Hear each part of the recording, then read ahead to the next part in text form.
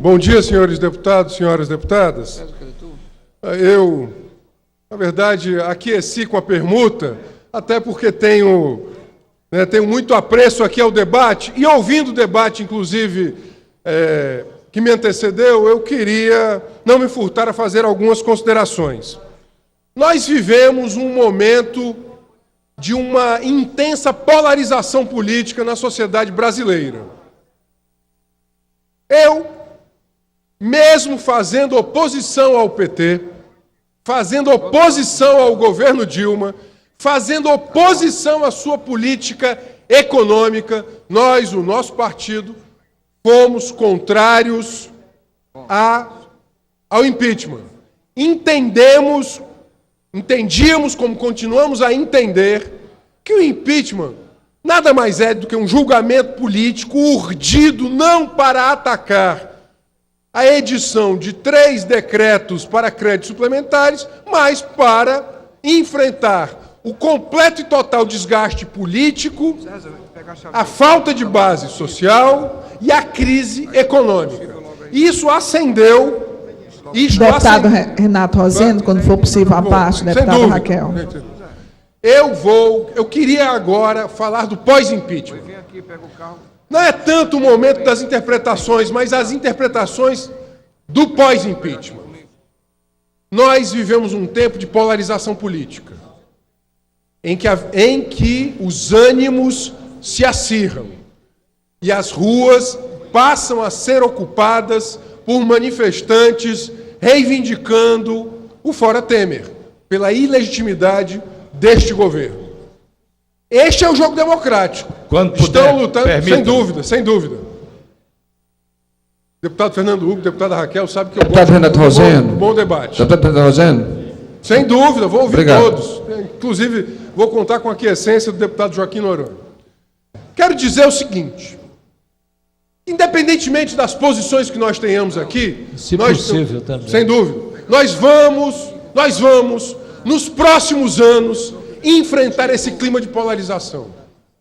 Manifestações acontecidas recentemente em São Paulo, em que Michel Temer, de forma soberba, disse que não teriam mais do que 40 ou 100 pessoas, foram as ruas ocupadas por centenas de milhares. 100 mil pessoas. Descartando a soberba do presidente recém-empossado, que não passou pelo exame das urnas, né?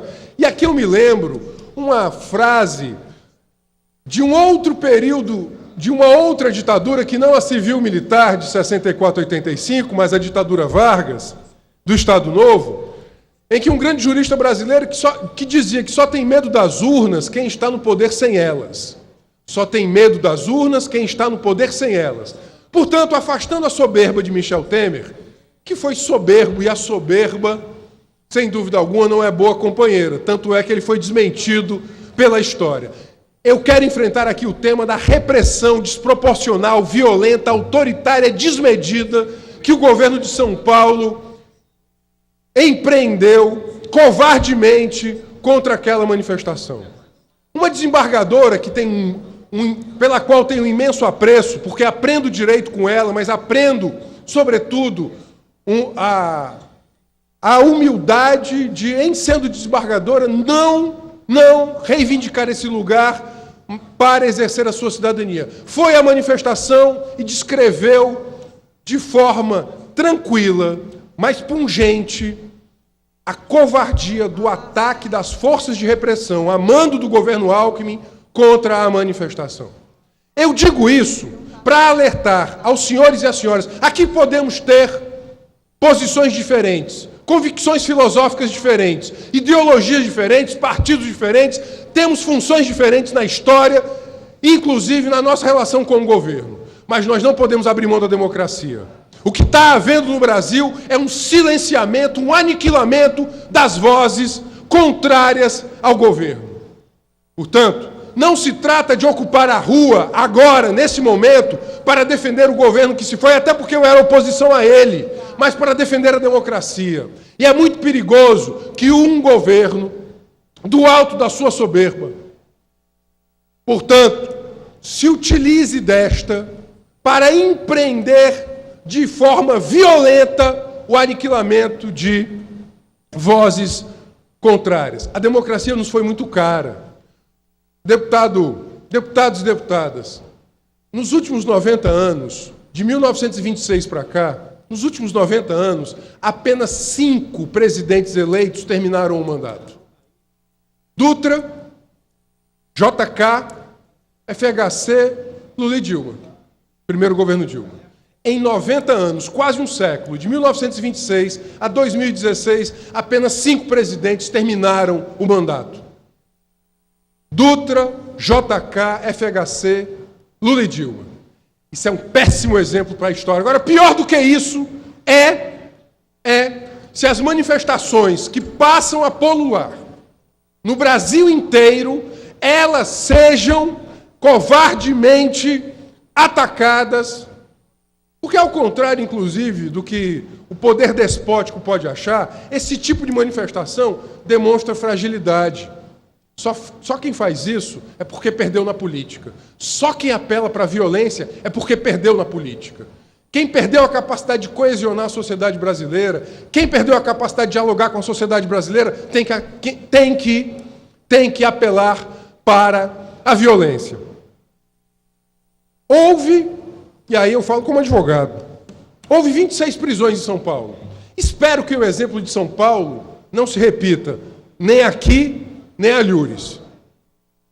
Espero muito que São Paulo não oriente os demais governos estaduais. Espero que o governo Camilo ouça e não repita o exemplo do que foi o governo Alckmin na repressão a essas manifestações. 26 prisões ilegais. Estou aqui com o extrato da decisão judicial que um magistrado, em sede de audiência de custódia, diz: o que houve foi um atentado à democracia. Essas prisões são ilegais. 5 horas, veja, oitiva de preso, sem a presença de advogados do lado de fora impedidos de entrar no estabelecimento policial. Nenhum de nós suportaria isso. Se qualquer um de nós aqui, se um filho seu fosse preso, você gostaria de que ele fosse assistido por um advogado. Isso é direito constitucional. Garantia. Artigo 5º da Constituição. Eles foram impedidos de serem assistidos por advogados. Nem Felinto Miller, no Estado Novo, de Vargas, em 1937, teria tamanha conduta despótica. Não estou falando nem da ditadura de 64, estou voltando ao Estado Novo. Ao Estado Novo. Voltando ao Estado Novo. Nem o Estado Novo. Veja, Prestes, quando foi preso, ele foi assistido por Sobral Pinto, que inclusive se utilizou da Lei de Proteção aos Animais para soltar o Prestes. Nós estamos falando de 80 anos depois, se nega assistência judiciária a detido por crime político, por manifestação política. Nós não podemos naturalizar isso, nós temos que dizer que isso não pode ser algo apreciado à democracia. Portanto, nós aqui temos que, independentemente da posição que possamos defender diante do Estado, nós temos a obrigação de defender a democracia. A liberdade de expressão entre contrários. E se há discordância entre nós, que a resolvamos na política. A política não pode ser substituída pela violência, sobretudo pela violência de Estado, porque o Estado é desproporcionalmente maior do que aqueles, inclusive, que ocupam as ruas reclamando a democracia. Portanto, aqueles que vamos fazer oposição a este governo, como já vínhamos fazendo, temos sim que aqui denunciar esse golpe democrático. Quero dizer que ele não começou só agora. A lei antiterrorismo, enviada por Dilma, ela abriu brechas de interpretação jurídica as mais perigosas, que agora podem, inclusive, ser arregimentadas contra movimentos sociais. Sim, usar movimentos sociais. sim, usar movimentos sociais. Movimentos de pessoas que vão resistir ao ataque aos direitos previdenciários. Eu quero ver aqui os deputados defendendo o ataque aos direitos previdenciários.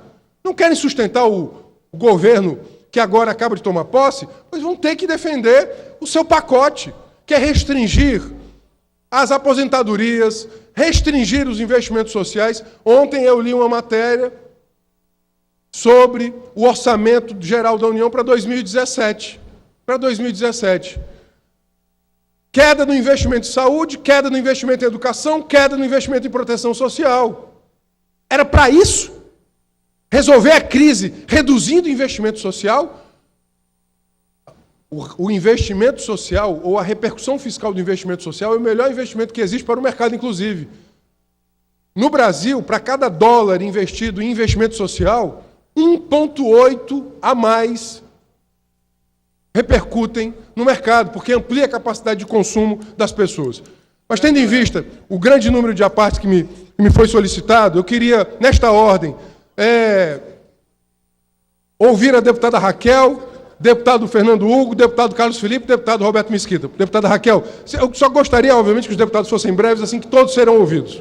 Deputada Raquel Marques. Deputado Renato Roseno, eu quero me somar a Vossa Excelência, parabenizar pelo pronunciamento e mostrar também a minha indignação, né, diante dessa triste realidade que nós vimos esses dias no nosso país, né, e posso dizer que são dias tristes para a democracia brasileira.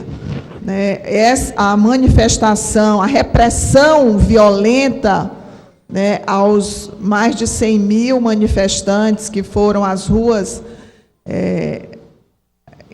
num ato cívico defender a democracia, né, num ato fora Temer,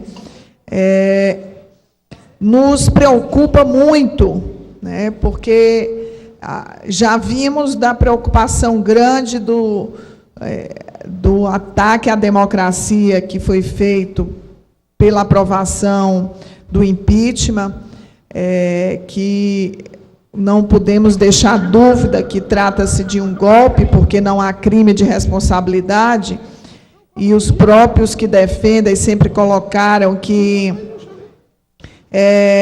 não, a presidenta saiu pelo conjunto da obra, né? Então isso tomou o poder aquele que não foi aprovado pelas urnas. O projeto de Temer não foi aprovado pelas urnas, e esse projeto é um projeto de retirar direitos, né, é um projeto de retrocesso, e nós não podemos nos calar diante disso. Por isso as manifestações que ocorreram, legítimas, democráticas, e que receberam uma repressão desproporcional, né, e inclusive com jovens presos ilegalmente, violência, né? Inclusive um estudante da universidade onde meu filho é professor, Universidade Federal do ABC, foi atingida, perdeu parcialmente a visão. O olho esquerdo. Né? Uma estudante perdeu o olho esquerdo por estilhaço de bomba de efeito moral. Exatamente. Então, isso é muito grave e eu me somo a Vossa Excelência nessa indignação. Muito obrigado. Muito obrigado. Passando ao deputado Fernando Hugo, eu vou ler um extrato do juiz, no relaxamento da prisão. O Brasil, como Estado democrático de direito, não pode legitimar a atuação policial de praticar verdadeira prisão para averiguação. O que foi feito em São Paulo foi o resgate de um entulho autoritário, que pode chegar a cada um de nós aqui.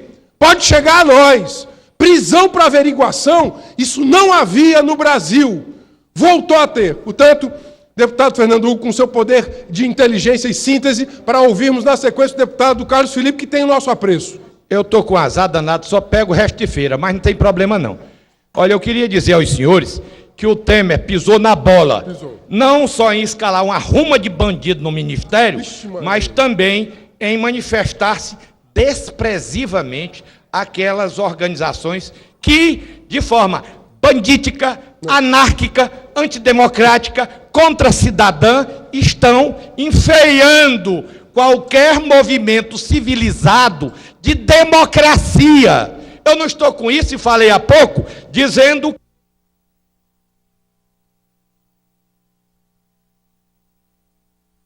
Deputado Roseno, para finalizar o pronunciamento de Vossa Excelência, continua com o deputado Fernando Hugo? Ah, Vossa Excelência quer finalizar, ok. Deputado, eu vou finalizar então fazendo um convite, tanto ao deputado Fernando Hugo. Veja, o que é a democracia? Eu permito ao deputado, que inclusive tem uma posição distante da minha, de se expressar. E nós o faremos aqui por longos anos, assim esperamos. Deputado Roberto Mesquita, deputado Carlos Felipe, eu peço penitência a Vossas Excelências no sentido que tenho que finalizar, mas tendo em vista, inclusive, a clarividência da decisão judicial, que denunciou o resgate da prisão para averiguação, que é um instituto da ditadura Vargas, do Estado Novo. Isso não pode mais acontecer no Brasil. Eu quero dizer que amanhã, no 7 de setembro, estaremos no Grito dos Excluídos pela manhã e à tarde em mais uma manifestação cívica, democrática, plural, denunciando o golpe parlamentar institucional no Brasil, e eu espero que esse seja o exercício legítimo da democracia. Aqueles que reivindicamos hoje o Fora Temer, o fazemos em nome da história e da democracia. Muito obrigado.